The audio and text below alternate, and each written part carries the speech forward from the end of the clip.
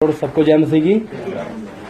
I am प्रेरित का काम उसका 27 का 10 पढ़ेंगे हम।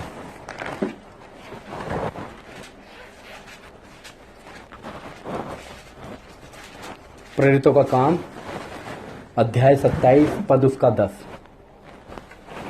हे सज्जनों, मुझे ऐसा जान पड़ता है कि इस यात्रा में विपत्ति और बहुत हानि न केवल माल और जहाज की वरन हमारे प्राणों की भी होने वाली है। आइए हम प्रार्थना करेंगे। हालेलुया। सर्वशक्तिमान पिता परमेश्वर, हालेलुया, तेरा धन्यवाद करते मेरे महान परमेश्वर पिता, इस समय के लिए मेरे महान परमेश्वर पिता आप यहाँ लेकर आए, आपका धन्यवाद करते। झुंड के लिए हम तेरा धन्यवाद करते, हमारी गलती हमारे गुनाह के लिए हमें क्षमा कर पिता। हे मेरे महान परमेश्वर पिता, जिस मार्ग में हमें चलना उस मार्ग में हमारी अगुवाई कर पिता। अपने वचन के द्वारा तू बातें कर प्रभु यीशु मसीह। हालेलुया। हो सकता प्रभु बोल मैं रहा हूं, मगर पवित्र आत्मा तेरी ओर से दिया हुआ संदेश हो मेरे महान परमेश्वर पिता, तेरी बातें हो मेरे महान परमेश्वर पिता। उन बातों में प्रभु जिनसे आत्मिक उन्नति होती है, हमें चलने के लिए सहायता और मदद कर प्रभु। हर एक बात से हमें हिम्मत मिले मेरे महान परमेश्वर पिता। धन्यवाद करते मेरे महान परमेश्वर पिता। इस झुंड के लोगों को प्रभु अपने आप को मैं तेरे हाथों में सौंप देता हूँ। पवित्र आत्मा एक एक से तू बात कर। धन्यवाद यीशु मसीह के नाम से इस प्रार्थना को मांग, आमीन। क्या बोलता है वचन? हे सज्जनों, मुझे ऐसा जान पड़ता है कि इस यात्रा में विपत्ति और बहुत हानि न केवल माल और जहाज की वरन हमारे प्राणों की भी होने वाली है। ये कौन बोल रहा है इस बात को? प्रभु का दास पौलुस बोलता है। जब उसको क्या करते हैं, बंदी बनाकर रोम की तरफ ले जाते हैं। जब उसको कहाँ ले जाते हैं? रोम की तरफ। वो बंधा हुआ इस जहाज में बैठकर एक दिशा की ओर जाता है, और उसके अंदर क्या आता है बताओ? उसके अंदर क्या आता है? तूफान भी आता है, सब कुछ आता है, मगर प्रभु के दास पौलुस को इस बात का मालूम चल जाता है, क्योंकि स्वर्गदूत उसको क्या बोलता है? जैसे 7 में क्या लिखा हुआ है? जब हम बहुत दिनों तक धीरे धीरे चलकर कठिनाई से कनिदूस के सामने पहुंचे, तो इसलिए कि हवा हमें आगे बढ़ने ना देती थी, हम सलमोने के सामने से होकर क्रेते की आड़ में चले और उसके किनारे किनारे कठिनाई से चलकर सुबलंगरबारी नामक एक जगह पहुंचे, जहां से लसाया नगर निकट था। जब बहुत दिन बीत गए और जल यात्रा में जोखिम इसलिए होती थी कि उपवास के दिन अब बीत चुके थे, अतः पौलुस ने यह कहकर समझाया, हे सज्जनों, मुझे ऐसा जान पड़ता है कि इस यात्रा में विपत्ति और बहुत हानि न केवल माल और जहाज की वरन हमारे प्राणों की भी होने वाली है।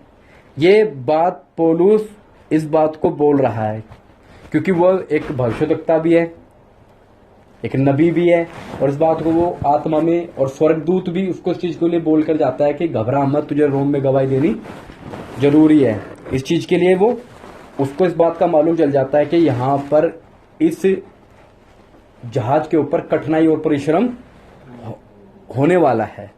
तो मेरा जो इसमें बताने का जो मेरा विषय है, मैं विषय पहले बता दूं। मेरा विषय क्या है कि हम किस ओर यात्रा कर रहे हैं, किस जगह की ओर हम यात्रा कर रहे हैं, किस जगह हमें जाना है।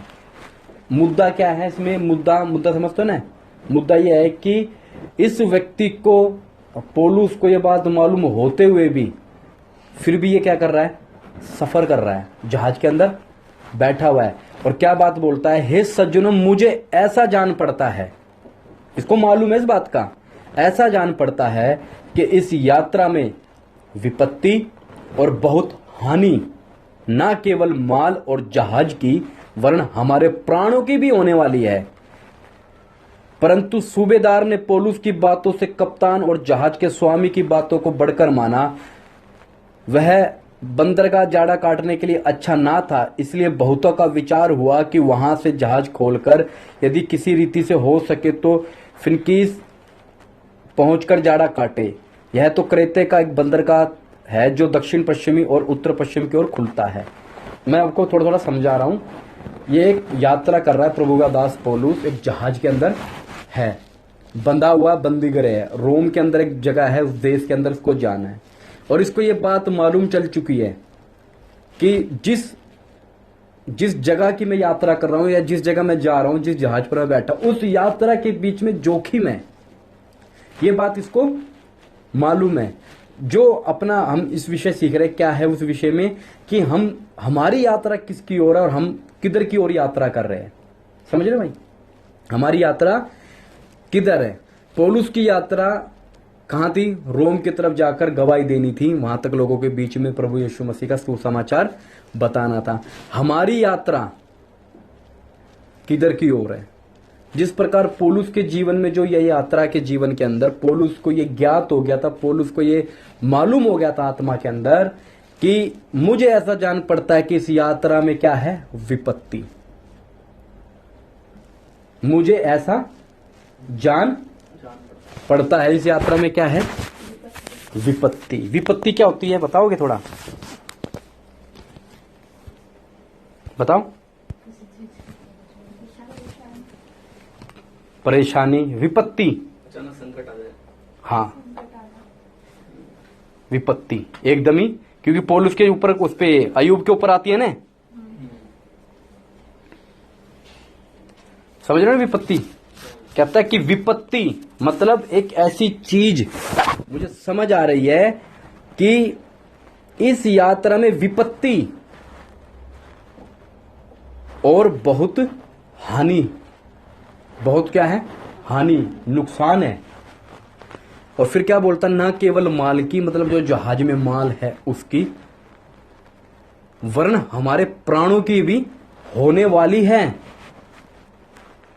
वो उस यात्रा में रहते हुए उसको इस बात का ज्ञात हो गया, उस बात का उसको मालूम चल गया आत्मा में। पवित्र आत्मा ने, परमेश्वर की आत्मा ने उसको इस बात को प्रकट करके दिया कि ये घटना घटेगी।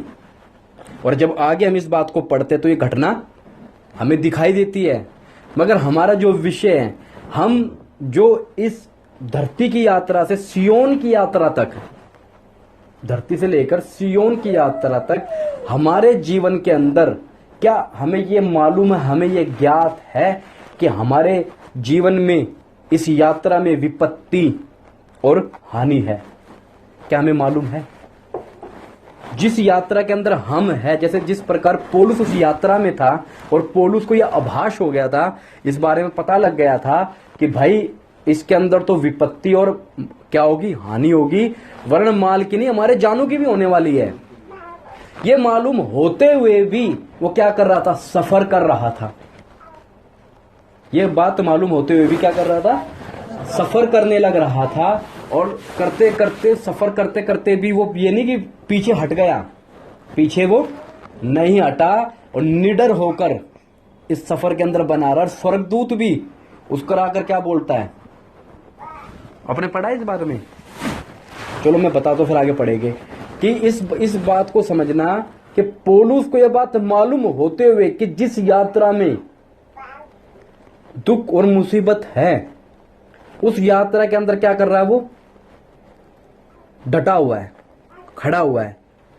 ये नहीं आजाद है, उस जहाज के ऊपर गुलाम है, वो स्वतंत्र नहीं है, गुलाम है। और उस जहाज के अंदर बैठते उसको ये बात का क्या लग चुका है? अनुमान हो गया। समझ रहे मेरी बात को? समझ रहे आंटी? उस बात का अनुमान हो चुका है। अब हमारी जो यात्रा है, जिस यात्रा में हम है, क्या हमें ये ज्ञात है कि इस यात्रा में, हमने गाना गाया था ना 2 हफ्ते पहले, इस धरती की यात्रा में रोज दुख और मुसीबत है। हमारी इस यात्रा में क्या हमें ये मालूम है कि विपत्ति और हानि की यात्रा है? और वरन माल की नहीं, वरन हमारी भी हानि हो जाएगी, प्राणों की भी हमारी हानि हो जाएगी। क्या ये बात हमें समझ आ रही है? इस यात्रा में, अगर यात्रा में है और ये बात हमें मालूम है, तो मैं कहता हूं जिस व्यक्ति को यह बात मालूम है कि उसकी यात्रा में हानि, विपत्ति, घटनाएं घटेगी, और ये बात मालूम होते हुए फिर भी यात्रा का, उस यात्रा में सफर कर रहा है, मैं कहता हूं वो व्यक्ति बहुत खतरनाक है। जिसको ये बात मालूम होते हुए भी वो यात्रा कर रहा है, तो सब मालूम है क्या होगा? वो बड़ा खतरनाक व्यक्ति है। बहुत कहते हैं ना, बहुत ही ऐसा व्यक्ति है, दिलेर व्यक्ति है कि उसे मालूम है मेरी इस यात्रा में क्या होगा। हमारी यात्रा के अंदर जब हम प्रभु यीशु मसीह में है, इस यात्रा में विपत्ति का एक जीवन है, कभी भी विपत्ति हमारे जीवन के अंदर आ सकती है। ये कब आएगी? जब हम प्रभु यीशु मसीह के लिए अपने आप को जिस प्रकार पौलुस क्या बोलता है कि तुम रो रो कर मेरा दिल क्यों तोड़ते हो, मैं यीशु के बांधे जाने के लिए नहीं वरन मरने के लिए भी तैयार हूं। ये वो व्यक्ति है जिसको मालूम था, ये तो जहाज की बात है सिर्फ। इसको तो जब किसी व्यक्ति ने, भविष्यवक्ता ने आकर पवित्र आत्मा के उभारने से उस व्यक्ति ने क्या बोला कि जिसका ये कटिबंध है उसको यरूशलेम के अंदर इस प्रकार बांध दिया जाएगा। पवित्र आत्मा की ओर से बताया गया, पवित्र आत्मा संकेत दे रही है, फिर भी वो क्या बोलता है, मैं बांधे जाने नहीं वरन मरने के लिए भी तैयार हूं। तो कितना खतरनाक व्यक्ति था ये। इसे मालूम था मेरा परिणाम क्या होगा आगे, फिर भी उस यात्रा के अंदर बढ़ा, तो यरूशलेम की तरफ गया। इसे जहाज के बारे में मालूम था क्या होगा, कहता मुझे जान पड़ता है फिर भी बढ़ा। क्या ऐसा हम कह सकते हैं कि जिस यात्रा के अंदर हम हैं, हमारी विपत्ति, हानि माल की नहीं, माल हमारा क्या हो सकता है? हम जिस यात्रा में है प्रभु यीशु मसीह की धरती से लेकर हम स्वर्ग से यौन की यात्रा तक में है, वहां तक पहुंचने में हमारे जीवन में ना जाने कितनी विपत्ति आएगी, ना जाने कितनी हानि हमें उठानी पड़ेगी, और वरन माल और किसकी, हमारे प्राणों की भी क्या करनी पड़ेगी, हमें हानि उठानी पड़ेगी। और हो सकता है हमारा प्राण भी ले लिया जाए, चला जाए। मगर ये कब होगा और किसके साथ होगा और क्यों होगा, ये सवाल है। ये कब होगा, किसके साथ होगा और क्यों होगा? ये हर किसी के साथ नहीं होगा। ये उसी के साथ होगा जो परमेश्वर के अंदर अपने जीवन को समर्पण कर कर प्रभु यीशु मसीह के लिए चलता है। किसके साथ होगा ये? जो समर्पण के साथ परमेश्वर की आज्ञा को मानकर चलता है। और क्यों होगा? क्योंकि आज्ञा मानकर चल रहा है, और जब आज्ञा जो बताई गई है वो आज्ञा इसी प्रकार की है कि हानि तो उठानी ही पड़ेगी। और तीसरा क्या बोला मैंने?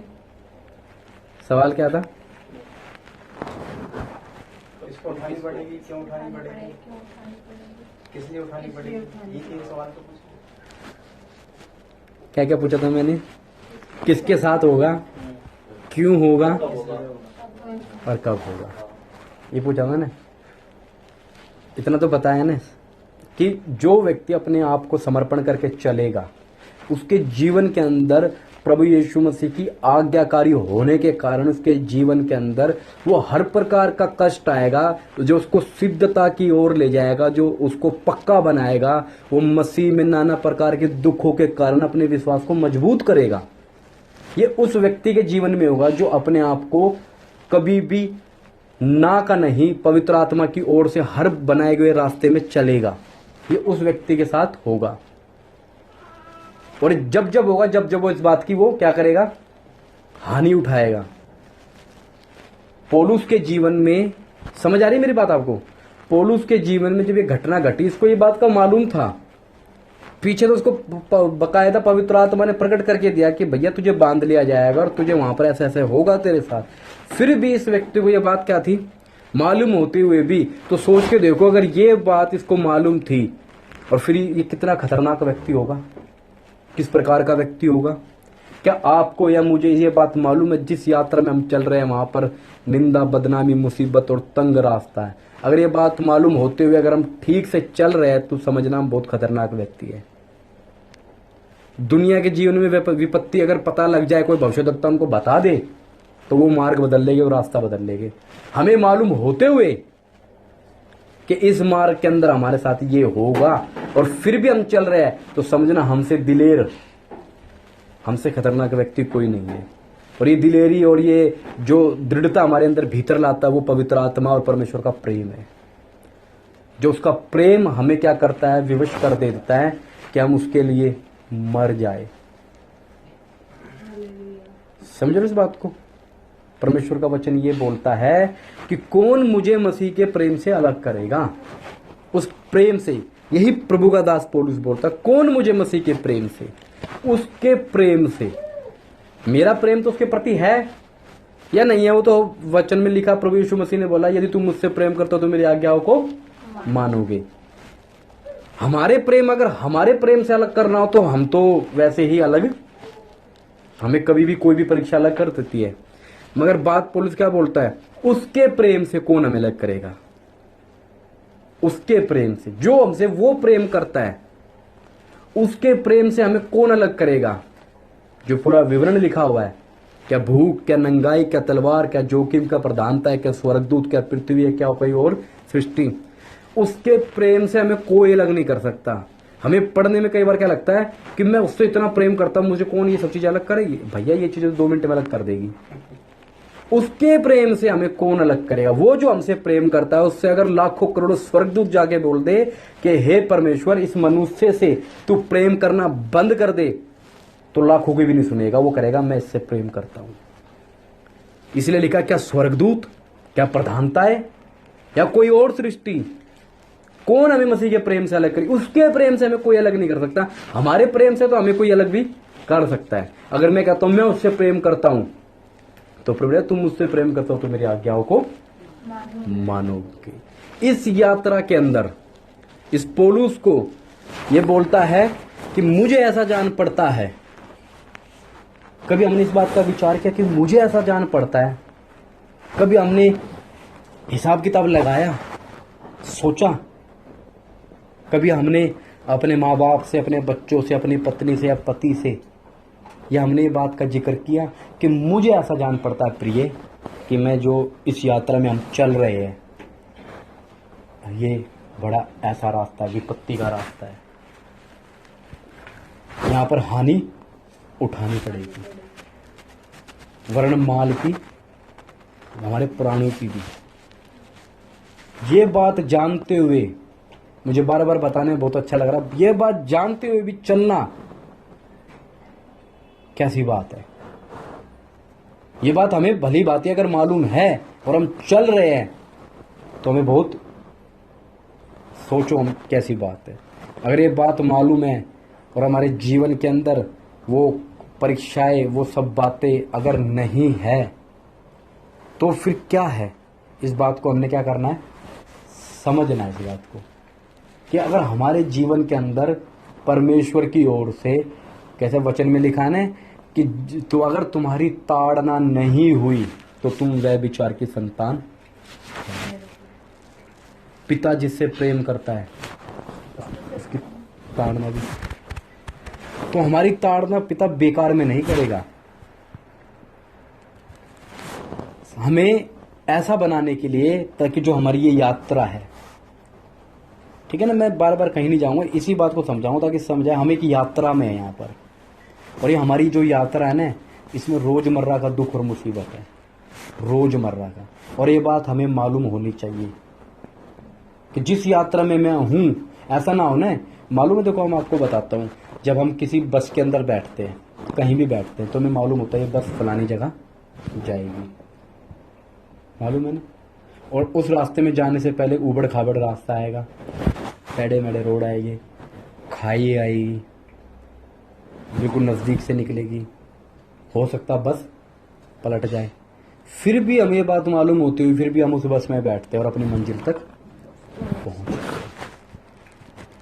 तो सोच के देखो कितने दिलेर व्यक्ति होते हो। इसी प्रकार ये बात हमें मालूम होनी चाहिए कि हम जिस यात्रा के अंदर है, ये हमारी जो यात्रा है, इस यात्रा के अंदर हमारा जीवन कैसा होना चाहिए। हम ऐसे यहाँ पर नहीं आए, अपना जीवन जिया और चले गए। हम इस प्रकार यहाँ पर नहीं आए कि यहाँ आए और यहाँ से अपना जीवन को जिया और बस ऐसे ही चले गए।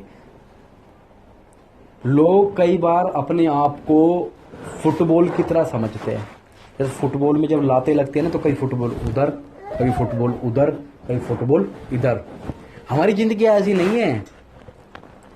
कईयों को जिंदगी, जो कई लोगों के जीवन के अंदर उनकी परिस्थिति उनको ठोकरे मारती है।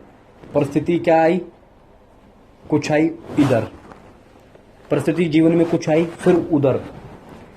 वो कंडीशन उनको घुमाती रहती है इधर से उधर, इधर से उधर, इधर से उधर। वो स्थिर नहीं होते वो लोग, वो घूमते ही रहते हैं। उनको मालूम नहीं चलता मैं किस यात्रा में हूँ। अगर किसी व्यक्ति को ये मालूम चल जाए मैं इस यात्रा में हूँ और मेरे साथ ये घटने वाला और ये घटेगा और हम तो बुलाए इसीलिए गए हैं कि हमारे जीवन में ये सब बातें होगी, तो उस व्यक्ति के जीवन में कभी भी डर पैदा नहीं होगा।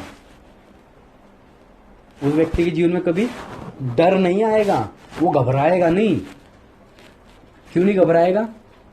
क्योंकि उसको ये बात मालूम है कि मेरे जीवन में सब बातें होगी और प्रभु ने हमें तैयार इस बात के लिए किया हुआ है। क्यों? क्योंकि प्रभु परमेश्वर का वचन क्या बोलता है कि हमें परमेश्वर के राज्य में बड़े क्लेश उठाकर क्या करना है? प्रवेश करना है, बड़े क्लेश उठाकर। क्यों? किस प्रकार? ये बात हमें भली बात है, हमारे याद ना बुद्धि में बैठ जानी चाहिए। ये बात हमारे बुद्धि में ये बात अच्छी तरह बैठनी चाहिए। जब भी हमारा बुड़बुड़ाना, कुड़कुड़ाना और ये सब बातें रोजमर्रा की जिंदगी में जो है तो वह मची हुई नहीं बंद हो जाएगी। जब हम ये बातें समझ जाएंगे, जब हम बातें ये मानने लगेंगे। आज दुनिया, पूरी दुनिया के अंदर आज लोग दुख से भागते हैं, दुख से बचना चाहती है पूरी दुनिया। दुख से बचने के लिए हर प्रकार का उपाय करते हैं, चाहे सही हो चाहे गलत हो। दुख से बचने के लिए हर परिणाम तक पहुंचना चाहते हैं लोग, चाहे किसी की नर हत्या हो चाहे पशु हत्या हो। वो अपने जीवन में सुख और शांति चाहते हैं, उसके लिए उनको कोई भी कीमत देनी पड़े वो देने के लिए तैयार है। आज दुनिया के अंदर इस प्रकार का क्या चलन चल रहा है? दुनिया में इस प्रकार का चलन चल रहा है। इस बात को आप समझो कि वो दुख से भाग रहे हैं। शैतान ने इस प्रकार का उनके जीवन में एक लालसा और अभिलाषा दी हुई है कि अपने आप को क्या बनाओ, हमेशा कंफर्ट जोन में रखो, अपने आप को हमेशा ऐसी जगह, सुरक्षित जगह में रखो ताकि हमें किसी प्रकार का कोई कष्ट ना आए। ये दुनिया का है।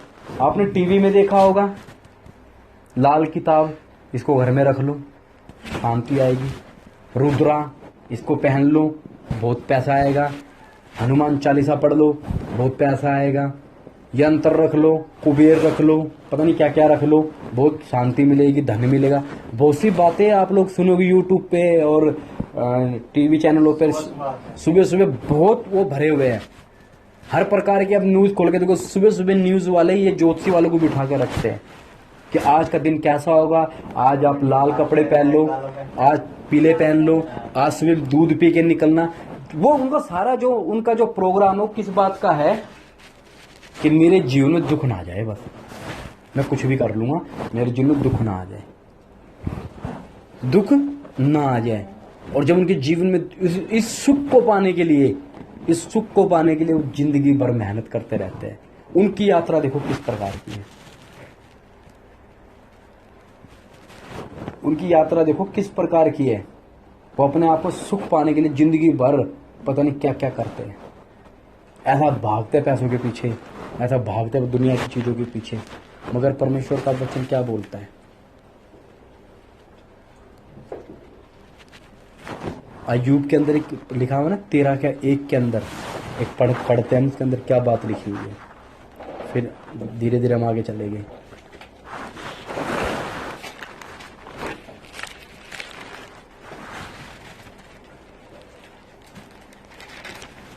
चौदह का 1। मनुष्य जो स्त्री से उत्पन्न होता है, देखो, मनुष्य जो स्त्री से उत्पन्न होता है, मनुष्य इंसान जो स्त्री से पैदा होता है, उत्पन्न होता है, वह थोड़े दिनों का। देखो वह कितने दिनों का? थोड़े दिनों का। ये वचन बोलता है मनुष्य जो स्त्री से उत्पन्न होता है वह थोड़े दिनों का और दुख से भरा रहता है। और दुख से भरा रहता है। भरा रहता है। आगे भाई। वह फूल के समान खिलता हाँ और फिर तोड़ा जाता है। हाँ वह छाया की रीति पर ढल जाता हाँ और कहीं ठहरता नहीं। कहीं ठहरता नहीं। मनुष्य जो स्त्री से उत्पन्न हुआ थोड़े दिनों का और दुख से भरा रहता है। ये परमेश्वर के वचन ने इस बात के ऊपर ठप्पा लगा दिया, थोड़े दिनों का है और दुख से भरा रहता है। इसी के अय्यूब के 6 के 7 में भी यही बात लिखी है पढ़ लो उसको भी ताकि समझ आए अच्छे से। भाई 5 का 7। हाँ 5 का 7 होगा। परंतु जैसे हाँ। चिंगारियां ऊपर ही ऊपर को उड़ जाती है, जैसे चिंगारियां पतंगे जो होते हैं ऊपर ही ऊपर उड़ जाते हैं, वैसे ही मनुष्य हाँ कष्ट भोगने के लिए उत्पन्न हुआ है। देखो, वैसे ही मनुष्य कष्ट भोगने के लिए उत्पन्न। अब बताओ, परमेश्वर के वचन को, सर्वशक्तिमान परमेश्वर का वचन, उसने ये बात को लिख कर दे दिया कि भैया तू कष्ट भोगने के लिए उत्पन्न है, तू थोड़े दिनों पर दुख से भरा है, फिर क्यों भाग रहे हैं इस दुख से? दुख से तो बच ही नहीं सकते। जब व्यक्ति बच ही नहीं सकता दुख से, तो इस बात को स्वीकार कर लो भैया, जीवन में दुख आएगा, दुख से भरे जीवन बीतेंगे, दुख से हम रहेंगे परेशान, इस बात को स्वीकार कर लो, इस बात को मान लो। फिर जीवन के अंदर जब इस बात को हम समझ जाएंगे कि हमारा जीवन दुख से भरा है, हमारे जीवन में हवड़ दबड़ी खत्म हो जाएगी, भागा दौड़ खत्म हो जाएगी, बेचैनी खत्म हो जाएगी, परेशानी खत्म हो जाएगी। ये बात पौलुस समझ गया था। नहीं, मुझे और आपको एक बात पता लग गया, छत टूटने वाली है, मैं कहूंगा अभी आया, सबसे पहले मैं भागूंगा निकल के यहां से, है ना। अब मुझे मालूम है ये तो गिरना है, तो सर तो फूटना ही है, कोई बात नहीं, मैं खड़ा ही रहूंगा यहाँ पर। इसलिए वो कहता है, सज्जनों मुझे जान पड़ता, मुझे मालूम है इस बात का, मुझे समझ है कि ये होगा। तो सोच के देखो, फिर इसमें क्या लिखा कि हम भाग क्यों रहे दुख से? पौलुस तो नहीं भागा, हमारे साथ क्या हो रहा है? हम उस यात्रा में चढ़ तो गए, उस जहाज में चढ़ तो गए, उस मसीही के जहाज में चढ़ तो गए, मगर जब हमें पता लग रहा है ना, हमें जान लग रहा कि भैया यहाँ तो ये रास्ता तो थोड़ा टेढ़ा है, तो अब हमारा प्रोग्राम पता क्या हो रहा है, हम उतर तो सकते नहीं, क्योंकि समुद्र में, बीच समुद्र में जहाज जा चुका है, उतर तो सकते नहीं, मगर इतना दुखी होके बैठे हुए हैं, मन मार के बैठे हुए हैं। जाए तो जाए, हमें मालूम चल चुका है, उस जहाज के अंदर में, उस यात्रा में हम बैठकर हमें मालूम चल चुका है, इसीलिए निराशा है, इसलिए परेशानी है जीवन में, इसीलिए प्रभु में आनंद नहीं है, इसलिए प्रभु के काम करने का भी मन नहीं है, इसलिए हमारे जीवन में रास्ते नहीं खुलते परमेश्वर के लिए, इसलिए हमारे जीवन में नई नई जगह प्रभु हमें लेकर जाना नहीं चाहता। नहीं तो ऐसी क्या खताएं हो गई हमसे कि प्रभु हमें इस्तेमाल ही नहीं कर रहा? ऐसी कौन सी बातें हो गई हमसे कि प्रभु हमें आत्माएं बचा के नहीं दे रहा? ऐसी कौन सी बातें होगी हमारे जीवन में कि प्रभु हमें इस बात को समझा ही नहीं रहा कि बेटा तुम्हें चलना कहाँ पर? क्यों? कुछ ना कुछ तो कमी है ना हमें, कुछ तो कुछ बात है ना हमारे जीवन में। इस बात को प्रभु जानता है कि तुम आ तो गए हो इस यात्रा में, अब तुम पीछे भी नहीं जा सकते, पीछे भी नहीं जा सकते, क्योंकि बीच समुद्र में आ चुके हैं, अब इतना समझ चुके हैं, हम इतना सीख चुके हैं कि अब पीछे भी नहीं जा सकते। तो आगे बढ़ने में तो डर लग रहा है, क्योंकि दुख आएगा, तो परेशानी तो एक इंसान की फंस गई ना यहाँ पर। पौलुस तो कहता है, हे सज्जनों, मुझे तो ऐसा जान पड़ता है कि विपत्ति और हानि वरन माल की नहीं, जानों की भी होने वाली है। तो आगे हम थोड़ा सा को पढ़ेंगे भाई, 27 से थोड़ा सा आगे पढ़ेंगे, फिर 27 का 10 मैं पढ़ता हूँ। यहाँ तक तो हमने पढ़ लिया। उसके बाद जब कुछ कुछ दक्षिणी हवा बहने लगी, तो यह समझकर कि हमारा अभिप्राय पूरा हो गया, लंगर उठाया और किनारा धरे हुए क्रेते के पास जाने लगे। परंतु थोड़ी देर में इनके साथ जब इनको ये बातें मालूम चली, तो उनको ऐसा लगा कि ये लिखा कि कुछ कुछ दक्षिणी हवा बहने लगी, यह समझकर कि हमारा अभिप्राय पूरा हो गया, लंगर उठाया और किनारा धरे हुए क्रेते के पास जाने लगे। इनको सोचा कोई सब कुछ ठीक हो गया, अब हवा चलने लगी, सब कुछ ठीक हो गया, हाँ मजा आ गया। पौलुस जो कह रहा था, लोग कह रहे थे झूठ बोल रहा होगा ये तो। फिर कैसा हुआ? परंतु थोड़ी देर में जमीन की ओर से एक बड़ी आंधी उठी। किसकी ओर से? जमीन की ओर से एक आंधी उठी जो यूरकुलीन कहलाती है। जब आंधी जहाज पर लगी तो वह उसके सामने ठहर ना सका, अतः हमने उसे बहने दिया और इसी तरह बहते चले गए। तब कोदा नामक एक छोटे से टापू की आड़ में बहते बहते हम कठिनाई से डोंगी के वश में डोंगी को वश में कर सके। वो जहाज उसका टूट गया और लिखा कि तीसरे दिन उन्होंने अपने हाथों से जहाज का सामान फेंक दिया। सब कुछ मतलब ऐसा हो गया उनके जीवन में, जहाज का सामान फेंक दिया। जब बहुत दिन तक सूर्य ना सूर्य न तारे दिखाई दिए, बड़ी आंधी चलती रही, तो अंत में हमारे बचने की सारी आशा जाती रही। उनके जीवन में इतनी इतनी बड़ी घटना घट गई और ये बात उसको कैसे पहले ही इस बात को उसको पता।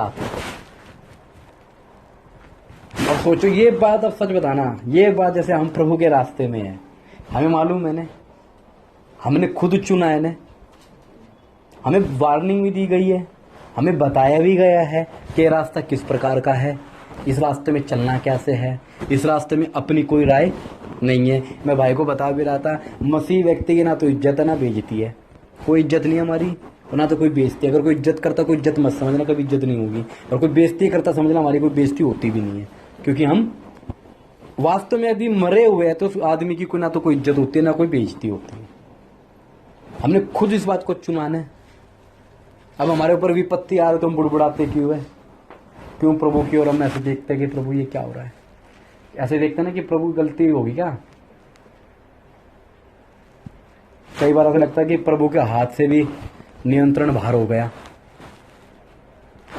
कई बार लगता है कि प्रभु से भी कुछ नहीं हो रहा, अब तो कुछ हो ही नहीं रहा प्रभु से, प्रभु के हाथ से भी बात निकल गई बाहर।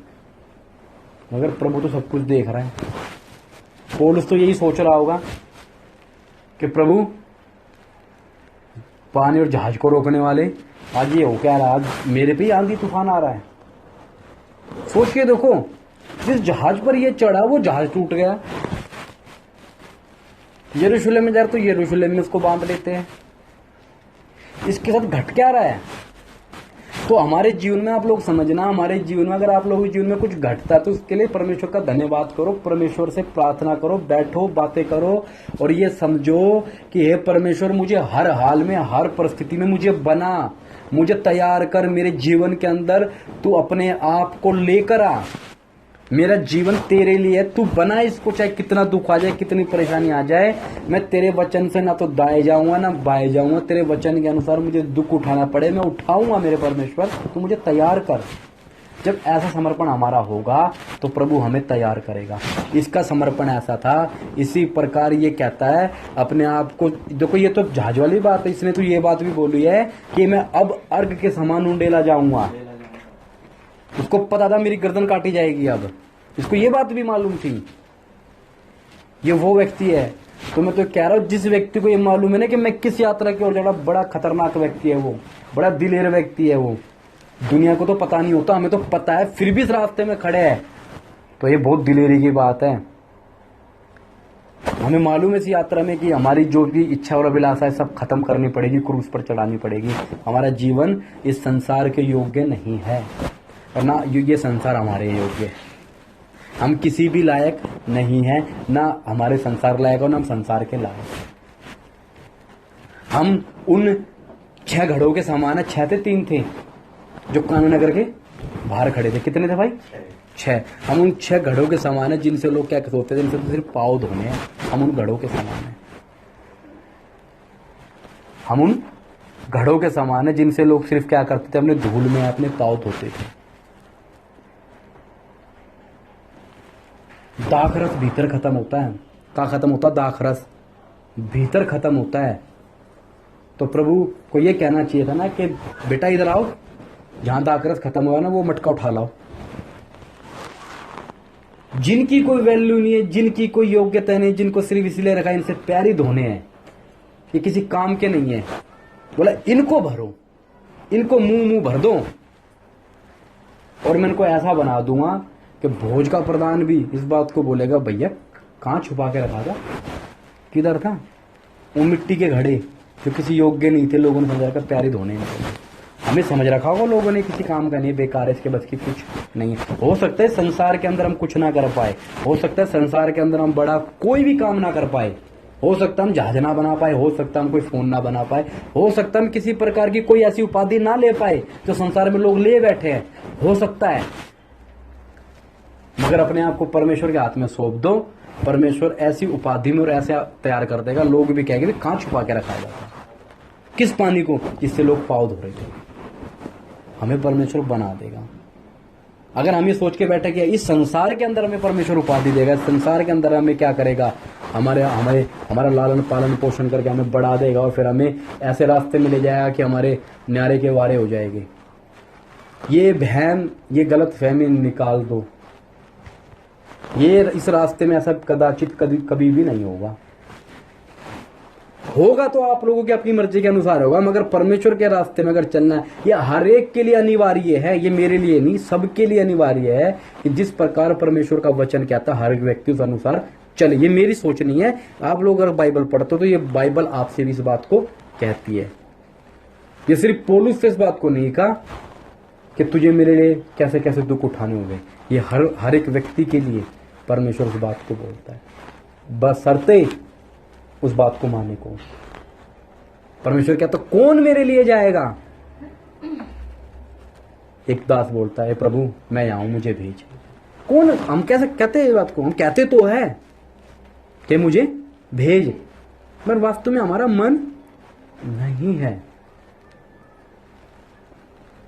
जब परीक्षा हमारे जीवन में आती है ना, जो वचन में लिखा हुआ है इस बात को कि जब कुछ ऐसे दाने हैं जो पथरीली भूमि पर गिर गए, पथरीली भूमि पर गिर गए और मिट्टी ज्यादा ना मिलने के कारण, देखो मिट्टी ज्यादा ना मिलने के कारण जल्द उगाए, उग तो बड़ी जल्दी गए, तो सूरज की तपन लगी, वो झुलस लगी, वो दुख आया, वो कड़ापन आया, तो मुरझा गए।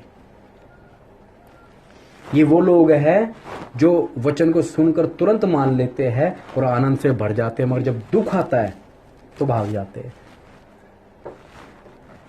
क्या हम उस कैटेगरी में तो नहीं है? हमें फलवंत तो होना है ना। तो पौलुस का जीवन देखो, जिस यात्रा के अंदर था, हम देखो किस यात्रा के अंदर, विषय याद रखना, हम यात्रा में है, एक ऐसी यात्रा में है, इस यात्रा के जाने का पूरा रास्ता हमें मालूम है और इस रास्ते में जो जो बातें कठिनाई आएगी वो भी हमें मालूम है, और फिर भी हम यात्रा कर रहे हैं। तो प्रभु यीशु मसीह जब भी बोलता है कि यदि कोई मेरे पीछे आना चाहे, यदि भाई आना चाहो, तो माँ बाप भाई बहन पत्नी बच्चे वरन अपने प्राण को भी अप्रिय जानना। अप्रिय मतलब त्याग देने का मतलब एक स्वभाव, यानी त्याग दिया उनको, जैसे ये मेरे साथ रह रहे, यानी मैंने इसको त्याग दिया। एक भाव होना चाहिए अंदर कि अगर मुझे कभी कुछ अगर चुनना पड़े तो मैं सबसे पहले अपने परमेश्वर को चुनूंगा। ये भाव परमेश्वर देखता है, एक व्यक्ति को समझ लेता है कि ये कर लेगा, जिस प्रकार अब्राहम के साथ किया था। अब्राहम के विषय में परमेश्वर को मालूम था ये चढ़ा देगा, है ना, इसको मालूम था। वो भाव रखना चाहिए। हम क्या करते हैं, हम सिर्फ बोलते हैं, जब बात आती है ना, तो जैसे कि मैं ये नहीं, वो कोई बड़ी बात नहीं, फिर भी बता रहा हूं, मैं आज प्रार्थना में कैंसिल कर सकता था आना, क्योंकि मैं काम से गया था, भाई को मैंने बताया, मैं आराम से कर सकता था, फिर भी मैं अपने चक्कर में दूसरों का भी काम खराब कराया। उनका भी नहीं होना था, उनको भी जल्दी में लिया आया। मैंने कहा भैया मैं जा रहा हूं, मैं तो नहीं तो बड़े आराम से मैं कर सकता था, मैं फोन मारता, हाँ मैं नहीं आऊंगा, संभाल लेना, बस बात खत्म। तो मेरे अंदर ऐसी क्या बेचैनी लगी, मेरे को क्या पैसे मिल रहे हैं कि मैं उनका भी काम खराब आया, उनको भी ढंग से मिलने नहीं दिया, वहां पे तन के खड़ा हो गया, नहीं भाई चलना चलो, नहीं तो मैं जा रहा हूं। फिर उनका भी मूड खराब करा और फटाफट भाग के आ गया। समझौते का जीवन नहीं।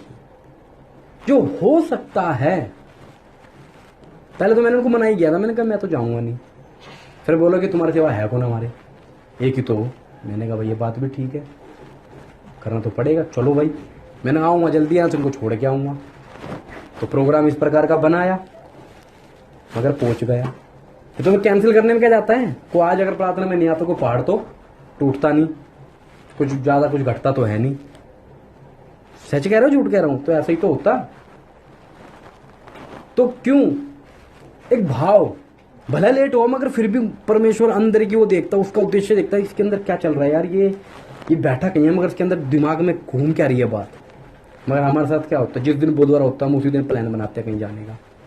ये तो आज तो शेड्यूल नहीं बन गया, हम मेरे को मालूम भी नहीं था, मेरे को 2 दिन पहले मालूम होता, मैं बिल्कुल 100% बिल्कुल मना कर देता एकदम ही, भाई मैं नहीं जाऊँगा, या तो वीरवार को रखो या मंगल को रखो, मगर कई बार तो हमें मालूम है कि उस दिन बुधवार है, मगर उसी दिन हम क्या करेंगे, अपना काम करते हैं।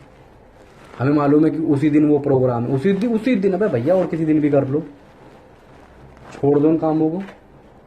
हमारा स्वभाव जिस यात्रा के अंदर है ना, मैं सच कहता हूँ, या तो उस यात्रा के अंदर हम समझ नहीं पा रहे बैठकर हमारी यात्रा क्या है। मैं आपको छोटी सी एक गवाही बताता हूँ, गवाही कैसी बताता हूँ। आप लोगों ने देखे ना अब्राहम भैया जो यहाँ पर आए थे केरल के, जो उनको देखो जितना मैं उनको समझ पाया, उनको कोई जरूरत नहीं है इतना परेशानी उठाने की। बाहर विदेशों में जाकर वो काम करने वाले व्यक्ति है, अलग अलग विदेश में रहकर काम कर आए हैं। वो क्यों दुखी हो रहे, इतने पढ़ लिख कर, इतना इंटेलिजेंट होने के बाद एक हफ्ता वहां जाकर ऑटो चलाते हैं, कुछ पैसे घर का खर्चा पानी करते और एक हफ्ता बेचारे वहां जंगलों में बिता रहे हैं। क्यों फायदा है हो रहा उनको? कुछ बात है, समझने की बात है। ये उनके जीवन में ऐसा क्यों? क्योंकि उन्होंने बोला हाँ प्रभु मैं चलूंगा। जब आज मैं और आप फैसला लेंगे तो आपका और जीवन भी, हमारा जीवन भी किधर होगा? जंगल के अंदर होगा। क्यों? क्योंकि पवित्र आत्मा यीशु की परीक्षा करने के लिए जंगल में ले गया और शैतान उसको जंगल से यरूशलेम में लाया, वहां लेकर आया। देखो हमें शैतान संसार में ले जाएगा, चल भाई वैभव देख तू, ये बहुत बढ़िया काम। पवित्र आत्मा हमें अंदर ले जाएगा। तो ये मत सोचना कि हम सिद्ध हो गए। जब तक इस धरती की यात्रा में है ना, हमारे जीवन में कष्ट, मुसीबत, निंदा, बदनामी सारी बातें रहेगी। बात यह है कि हमें दिन प्रतिदिन उस मोमबत्ती के समान है कि हमें जलते जलते जलते दूसरों को रोशनी देते देते खत्म हो जाना है। ये बात हमें सीखनी है। नहीं कि मैं बता रहा हूं तो मैं बहुत सिद्ध हो गया, भैया मुझ में भी बहुत कमी है, मैं भी सीख रहा हूं, मैं भी समझा रहा हूं। मैं ये नहीं कि मैं बता रहा हूं तो मैं तो बहुत ठीक हूं ना, मैं भी उस कार्य को करने के लिए दौड़ रहा हूं। बस फर्क इतना मैं खड़ा होकर बता रहा हूं, इतना हमें करना है। मैं ये नहीं कहूंगा कि आप लोगों में नहीं भाई, मैं हमेशा हम यूज करता हूं। क्यों? कि मैं भी खड़ा हूं, मैं भी सीख रहा हूं, मैं भी समझ रहा हूं, मैं भी अनुभव ले रहा हूं। अभी बीते दिनों मेरे को एक व्यक्ति का पर्स मिल गया, मेरे को बात याद आ गई। मैंने खोल के देखा, पैसे उसके अंदर, मैंने रख लिया जेब में। मैं खड़ा होकर गाड़ी के पास खड़ा होकर सोचने लगा क्या करना चाहिए। फिर मैंने में सोच सारा, मैंने कहा इसमें भी क्या राय लेनी प्रभु से, अरे जिसका दे के आओ। फिर एक मन में आ रही, अबे रख ले, क्योंकि विचार तो चाहे पास्टर हो कितना बड़ा भी, विचार तो उसके मन में भी आएगा, रख ले। फिर मैं उस व्यक्ति को जो मेरा मन था उसको मैं कह रहा, अबे नीत खो रहा है तो कम से कम करोड़ों के लिए खो। ये 100, 150, 500, 1000 रुपए के चक्कर में क्या खोएगा। मैं जिस बंदे का, उस बंदे का आधार कार्ड था, उसका एड्रेस ढूंढ के गया। मैंने कहा यही है, कह रहा अरे वाह, अरे मैंने कहा यार अरे क्या, मैंने तुम्हें मिल गया ना, ठीक है। कह रहे भैया बहुत धन भले भले, मैंने कोई नहीं, ध्यान रखनी चाहिए था। तो कहने का मतलब मन में तो मेरे भी आया ना, और हो सकता है मैं कर देता काम। तो ऐसी बातें पता कितनी आती होगी हमारे जीवन में। मगर विषय वहीं रखना, समझना इस बात को, हम जिस यात्रा में है ना, उस यात्रा में रोज दुख और मुसीबत है, रोज दुख और मुसीबत है। आंटी समझ रहे हो ना आप? इसलिए कभी जीवन में दुख और परेशानी आती है, नहीं बुड़बुड़ाना। मैं आज भी दिन में घर में बैठा हुआ यही सोच रहा था कि मेरे जीवन के अंदर से मुझे तो ऐसा लगता है मेरी भावना जो है ना वो खत्म सी हो गई। ना तो मुझे दुख लगता, ना मुझे खुशी होती। मेरे चाहे कितने खुशी की बात हो मुझे खुशी ही नहीं होती, और कितने दुख की बात हो मुझे दुख भी नहीं होता। कुछ ऐसा स्वभाव सा हो गया कि इस प्रकार का हो गया कि मुझे कुछ समझ नहीं आ रहा। क्या प्रभु के वचन को समझ कर मान कर कुछ जगह ऐसा स्वभाव हो गया है कि फर्क ही नहीं पड़ता। वो भावनाओं के अंदर जो बातें होती है फर्क ही नहीं पड़ता। मैं ये बातें क्यों बता रहा हूं आप लोगों को, क्योंकि ये छोटी छोटी बातें इस यात्रा में हमें परेशान करती है। इस यात्रा में हमारे मुंह फूल जाते हैं, इस यात्रा में हमें दुख देती है, इस यात्रा के अंदर हमें परेशानी करके हमारे जीवनों को बर्बाद कर देती है। अब चाहते तो मैं भी चाहता हूँ कि भाग जाए, जहाज से कूद कर, इस यात्रा से कूद कर हट जाए, मगर अब जहाज इतनी आगे निकल गया, हम नहीं कूद सकते। अब एक ही रास्ता है, तो समुद्र में कूद जाओ और मर जाओ। और समुद्र क्या है? कूद जाओ और मर जाओ, खत्म कहानी। फिर मत बोलो कि कौन परमेश्वर था, क्या था, क्या नहीं था। क्योंकि मुझे बड़ा दुख लगता है, अच्छे अच्छे विश्वासी मेरे फोन आ रहे हैं, हट गए प्रभु से, किन बातों को लेकर हट गए, छोड़ दिया, जय मसीह की भी नहीं कर रहे हमसे। कह रहे बताओ, मेरे को बड़ा दुख लग रहा है। मैं इसमें तो सोच रहा हूँ, आज तक कॉन्सेप्ट ही नहीं समझे प्रभु का कि प्रभु में आए किस लिए हो।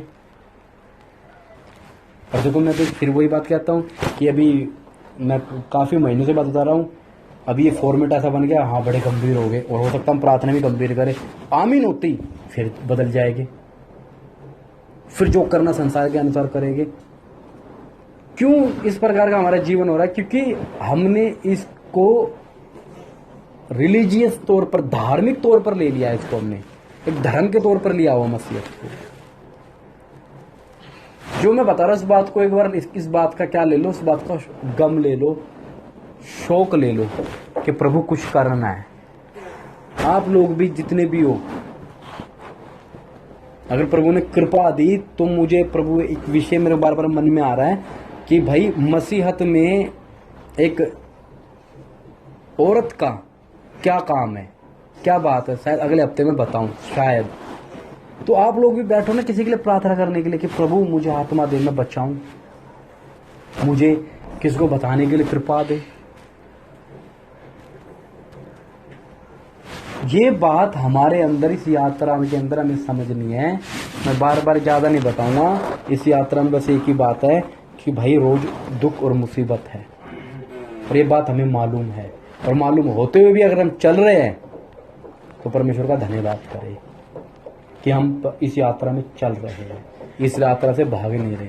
और इस यात्रा में रहकर, हम यात्रा में तो हैं मगर हमारा मन नहीं है, तो परमेश्वर के लिए क्या करें? माफी मांगे, प्रभु हमें क्षमा कर दे। क्योंकि संसार में हट जाते हैं, कई बार परेशानी आती है, कई बार इस प्रकार का मतलब आर्थिक रूप से बंदा परेशान हो जाता है कि करा तो करे, क्या करे क्या बंदा। आर्थिक समझ रहे हो ना, पैसों की तंगी आ जाती है, और पैसों की तंगी जब आती है तो बंदा क्या होता है? व्याकुल होने लगता है कि अब क्या होगा, अब कैसे होगा, अब क्या होगा, खाने को नहीं है, या किराया नहीं है, या कोई नहीं। ये बातें जब एकदम आती है तो कितने भी धार्मिक हो, कितने भी आत्मिक हो, हम व्याकुल हो जाते हैं, अब कैसे होगा। हमारा भरोसा एकदम खत्म हो जाता प्रभु पे से। हे प्रभु, अब तो हाथ पैर मारने पड़ेंगे, अब तो हाथ पैर ही मारने पड़ेंगे।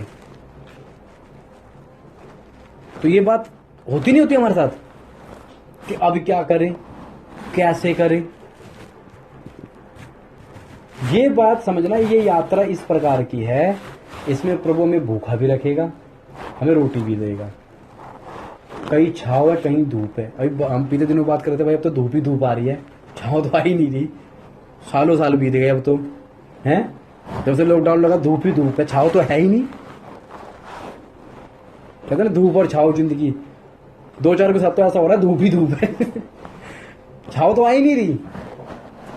ये भी प्रभु की एक योजना है, कुछ बनाना चाह रहा है, और जब तक हम नहीं बनेंगे प्रभु डाल के रखेगा उसी बात में कि सीखो सीखो सीखो। किस बात को क्या करो? सीखो। जैसे कि मैं एक छोटा सा बात बंद करता हूं कि जब हम किसी व्यक्ति को, किसी जानवर को कुछ चीज सिखाते हैं, किसी व्यक्ति को चीज सिखाते हैं, जब तक वो सीखता नहीं, हम बार बार उसके जीवन में करते रहते हैं, वो बंदा सोचता नहीं क्यों कर रहा है मेरे जीवन में ये, उसको ये नहीं पता हम कुछ सिखा रहे हैं उसको। जब तक हमारे जीवन के अंदर हम उस बात को नहीं समझ लेंगे, जब तक प्रभु उस बात की ओर हमारा ध्यान नहीं ले लेगा कि भाई तेरे जीवन में मैं क्यों हस्तक्षेप कर रहा हूं, क्यों तेरे जीवन के अंदर बार बार मैं उंगली डाल रहा हूं, ताकि तू मेरी तरफ देख, मेरी तरफ समझ। कई बार आपके साथ ऐसा हुआ होगा, जरूर हुआ होगा, मेरे साथ भी होता है कि जब एक समय होता है कि लोग हमें सुबह उठाते हैं, उठ भाई उठ, अरे सोने दो यार, उठ भाई उठ। बिल्कुल आंख खोलने के बाद भी आंख ना खुलती नहीं है, पानी मार लो तब भी नहीं खुलती। और एक समय ऐसा होता होगा, देखना जिंदगी में जरूर हुआ होगा कि आप सो रहे हो, सो एकदम आँख खुल जाती है, ना तो नींद आती ना कुछ, एकदम आँख खुल के तो देखते हो। ये क्यों घटता मालूम है? सृष्टिकर्ता अपनी सृष्टि को कहता उठ, मुझसे बात कर। हम क्या करते हैं, क्यों उठा यार, टाइम देख, सो गए, तो पता नहीं 12 बजे आँख खुली थी अपना आप ही। होता नहीं होता, ऐसा जरूर होता है, और ये रोज नहीं होता, महीने 15-20 दिन में, साल में एक बार ऐसा होता है कि हम सो रहे एकदम ही हमारी आँख खुल जाएगी, ना तो नींद आएगी ना कुछ आएगा, और हम उठ कर इधर उधर देखेंगे। क्यों? वो सृष्टिकर्ता कहता उठ, मुझसे बात कर, मगर हम तो सो जाते, बात क्या करें। तो एक बार फिर इस वचन को पढ़ लूं। हे सज्जनों, मुझे ऐसा जान पड़ता है कि इस यात्रा में विपत्ति और बहुत हानि न केवल माल और जहाज की, वरन हमारे प्राणों की भी होने वाली है। ये आप लोगों को भी ज्ञात है, मुझे भी ज्ञात है, हमारे प्राणों की भी हानि हो सकती है, कोई बड़ी बात नहीं है। तो इसलिए नहीं घबराना, नहीं डरना, प्रभु हमारे चारों तरफ है, हमें आगे पीछे दाएं बाएं घेरे रहता है। बस प्रभु में बने रहना, प्रभु को छोड़ना नहीं, पूरा हिसाब किताब करके प्रभु के पीछे चलना कि प्रभु मैंने हिसाब किताब नफा घाटा सब लगा लिया, तेरे पीछे चलूंगा चाहे मुझे कुछ भी हो जाए। ऐसे व्यक्ति के जीवन में परमेश्वर कार्य करता है, अन्यथा नहीं करेगा। चाहे मैं खड़ा होकर बता लूं, अगर मैं भी नहीं चलूंगा तो मेरे जीवन के अंदर भी कार्य नहीं करेगा। बोलने से कुछ नहीं होता, चलने से सब कुछ होता है। जब तक हम चलेंगे नहीं, जीवन में बदलाव आएगा नहीं। प्रभु चाहता है बदलाव, प्रभु चाहता है इस यात्रा में हमारा जीवन बदल जाए। अगर ये यात्रा हम सोच रहे हैं कि हम ऐसे ही निकाल देंगे कि जहाज तो चल ही रहा है, हम तो पहुंच ही जाएंगे, नहीं, ऐसे नहीं पहुंच पाएंगे कि जहाज चल रहा है, जिंदगी तो हमारी चल ही रही है, एक दिन तो मर जाएंगे, प्रभु में पहुंच, ऐसे नहीं। वहां तक पहुंचने के लिए, क्योंकि पौलुस की सोच भी तो यही होगी ना, जहाज तो चले, जहाज टूट गया ना, जहाज पत्थरों पे तैर के गया ना, फिर टूट गया ना जहाज उसका, तो हम सोच रहे हम तो जरा निकल जाएगी जिंदगी, बीत जाएगी, नहीं, ऐसे नहीं बीतेगी। परमेश्वर के पीछे हमें वफादार से चलना पड़ेगा। अगर इस विषय में कुछ समझ ना आए तो पूछ लेना, क्योंकि बहुत हल्का हल्का और मोटा मोटे तौर पर बताया है। ठीक है, सबको जय मसीह की। हम प्रार्थना करेंगे। हालेलुया।